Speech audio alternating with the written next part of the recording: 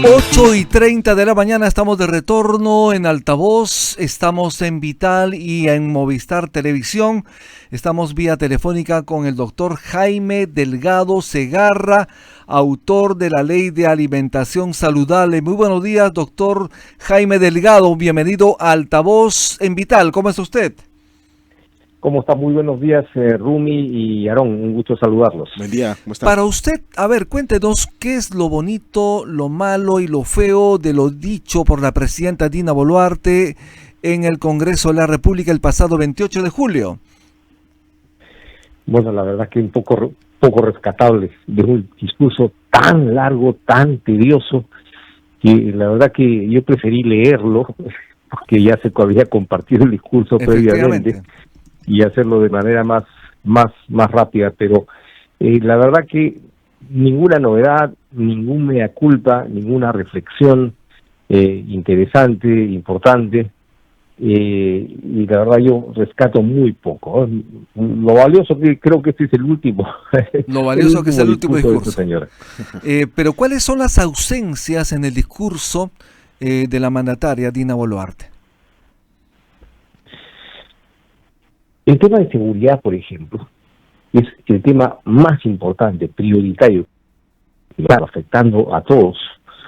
Se limitan a dar cifras y a decir estamos haciendo esto, pero resultados cero y expectativas de que la cosa vaya a resolverse tampoco. O sea, son discursos de cliché que los sectores mandan un par de cosas, un par de datos, pero ningún convencimiento, ningún plan estratégico claro respecto de uno de los temas que es de lo más importante, de lo más relevante. Por otro lado, innecesariamente creo, metiéndose en conflictos con países vecinos, Bolivia es un país vecino al que no le daba nada bien, por cierto, por la crisis que tiene, pero de ahí a llamarle país fallido, en un discurso presidencial, no digo que no sea fallido, pero en un discurso presidencial es meterse en un pleito absolutamente innecesario. Hoy en todas las redes los bolivianos rechazan este tipo de expresiones y sobre todo pensando en que las próximas semanas ya son las elecciones en Bolivia, ¿no? Es de llamarle país fallido en estas circunstancias. La verdad que es absolutamente innecesario comprarse un pleito con un país vecino. Efectivamente, nos ha metido nuevamente en una situación complicada con un país vecino como Bolivia, como usted lo señala, en un momento también decisivo para Bolivia, que tiene que elegir a nuevo presidente o presidenta. De otro lado, doctor Jaime Delgado Segarra, efectivamente, ¿cree usted que estamos avanzando, que estamos construyendo los pilares del nuevo derecho alimentario? Porque usted, como sabemos, es autor de la Ley de Alimentación Saludable, pero efectivamente, ¿es letra muerta en el país? No, por el contrario, yo creo que a nivel legislativo el Perú ha avanzado muchísimo, es uno de los países que más ha avanzado en el marco legislativo. La deficiencia que tenemos es en la aplicación, en la puesta en marcha, en la vigencia de estas normas. Entonces, cuando tú me hablas del derecho alimentario, efectivamente, esta es una invitación que estamos haciendo a la reflexión, porque no existe todavía construido, ni con un cuerpo jurídico orgánico, estructurado, el nuevo derecho alimentario, que así lo hemos denominado como una rama del derecho. Fíjate, Rumi, nosotros nos conocemos tantísimos años, y efectivamente en el Perú, allá por los 90, a principios de los 90, discutíamos sobre este mismo tema. Así es. Decíamos, el derecho no está respondiendo a las necesidades, exigencias, retos, dificultades y particulares características de las relaciones de consumo.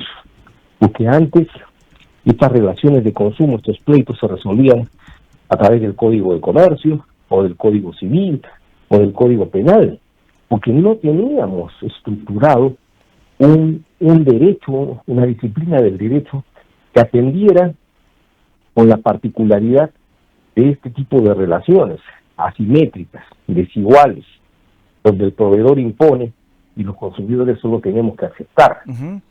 Y fíjate, poco a poco fuimos construyendo este nuevo derecho del consumidor, no solo como una ley, no solo como una prerrogativa, sino como una nueva rama del derecho. Y eso ha sucedido en todo el mundo, y hemos sido partícipes de ese proceso. Pues ahora, luego de ya más de 10 años que aprobamos nosotros nuestra ley de alimentación saludable, esta iniciativa ha ido, digamos, difundiéndose por toda América Latina. Ya tenemos como 8 países con sistemas de advertencias publicitarias y con el deseo de impulsar también sus leyes de alimentación saludable. Pero no solamente ley de alimentación saludable, sino que hay un conjunto de normas que están vinculadas a sistemas alimentarios sostenibles, que requieren de la construcción de una nueva visión, una nueva forma de abordar ese tipo de relaciones al que hemos denominado nosotros el nuevo derecho alimentario. Así que está en plena construcción. Efectivamente, tenemos derecho los peruanos a alimentarnos bien, a alimentarnos sanamente, pero, por ejemplo, en los colegios se sigue permitiendo el consumo, el ingreso en todo caso de alimentos chatarra, ¿no? Refrescos, gaseosas, que está prohibida, ¿no? Que está prohibido además, efectivamente. Pero nadie está controlando eso. En ese sentido, por ejemplo, ¿cómo hacer efectivamente para que los peruanos hagamos respetar ese derecho a consumir sanamente los alimentos? Bueno, ahí las municipalidades, el Ministerio de Educación y el Ministerio de Salud tienen que jugar un papel muy importante, porque la ley establece que en los centros educativos solo se puede extender alimentos saludables. Es más, en el nuevo derecho alimentario, y justo te he compartido una información de que mañana, precisamente, el día 31, estamos realizando un foro internacional virtual, con expertos de distintos países, Argentina, Brasil, Uruguay, sobre estas nuevas bases del derecho alimentario. Cuando digo yo alimentación saludable, es que no hay forma que la alimentación no sea saludable. Lo que pasa es que por un tema comercial hemos comenzado a denominarle alimentos a cualquier cosa. Y vamos a comprar snacks con 3 sellos de alto en azúcar, alto en sodio, alto en grasas saturadas, y le llaman alimentos. Esos no son alimentos. Alimentos viene del latín de al. Al es alimentar, nutrir, aumentar. Alimento es una sustancia que contribuye al fortalecimiento, al funcionamiento, al metabolismo y a la bioquímica del organismo humano. O sea, nada que no tenga esas características ni siquiera debería llamarse alimento. Y ahora, claro, encontramos con alimentos saludables, poco saludables, no saludables.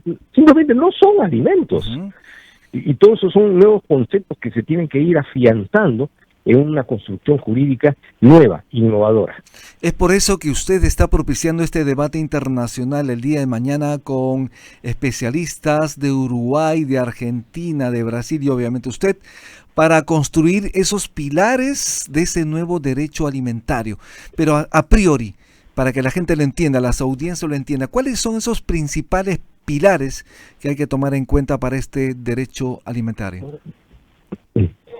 Mira, el más importante es que toda la regulación en torno a sistemas alimentarios, cómo se produce, qué se produce, dónde se produce, en qué características, con qué se produce, todo, cómo se comercializa, cómo se vende, cómo se marketea, todo tiene que girar en torno a un solo interés. Y ese interés es la persona humana. Porque las personas humanas tenemos un organismo que es producto de millones de años de evolución. Y ese organismo requiere de un conjunto de nutrientes para funcionar adecuadamente. Y esos nutrientes nos proporciona la naturaleza. Pero si el mercado, en buena hora, como un espacio de transacción, ha facilitado que por iniciativa privada, digamos, se elaboren alimentos, mejorándolos, incluso con un alimento procesado. La chicha ya es una bebida procesada porque es un fermento. procesar también significa cocinar. O sea, nosotros cuando comemos el zapallo no lo comemos crudo, lo procesamos. O sea, no es el cuestionamiento al procesamiento, sino al ultraprocesamiento. Entonces, si tú has generado unas condiciones que está permitiendo que cualquier persona pueda introducir al mercado grasas trans, aditivos, preservantes, estabilizantes, que están poniendo en riesgo la salud de la gente, entonces tú dirás un momentito, ¿aquí qué se aplica? ¿Libre mercado? ¿Libre comercio? ¿O aquí se aplica derecho alimentario? Nada que esté en el mercado puede poner en riesgo, ni perturbar, ni interferir con el proceso de alimentación, que es nutrición, metabolismo y bioquímica apropiada para el organismo. Esa es la base fundamental. Todo tiene que girar en torno al individuo. Además, en una situación, en un contexto de libre competencia, obviamente las personas deciden qué consumir, qué comprar o qué no. El avance de los octógonos fue importantísimo introducirlo en el Perú, aunque hubo resistencia, como sabe, de un sector industrial que quería mantenerse en lo mismo. Sin embargo, ¿qué más se debe hacer para propiciar precisamente que las personas tomen decisiones adecuadas respecto a su alimentación? ¿Es suficiente los octógonos? Por ejemplo, poner en práctica plenamente la ley que establece que en el sistema educativo se tiene que introducir la educación nutricional. Y yo no estoy viendo que con fuerza, con contundencia, el sector educativo haya incorporado la educación nutricional en todos los colegios.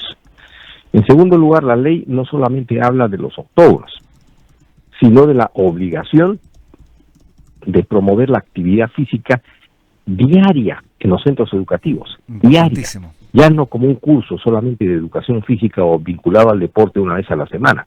Eso tampoco está en práctica. Y por otro lado, se requiere también la adecuada regulación de la publicidad. Porque si bien es cierto, no se ha prohibido la publicidad de comida chatarra, se necesita un control, una regulación mucho más estricta para evitar que en muchas empresas se estén presentando como saludables cosas que no lo son. Mayor vigilancia por parte del INDECOPI. Importante. Y además acabar con una serie de interferencias que está impidiendo, por ejemplo, que las fórmulas infantiles, estas fórmulas que usan para los bebés,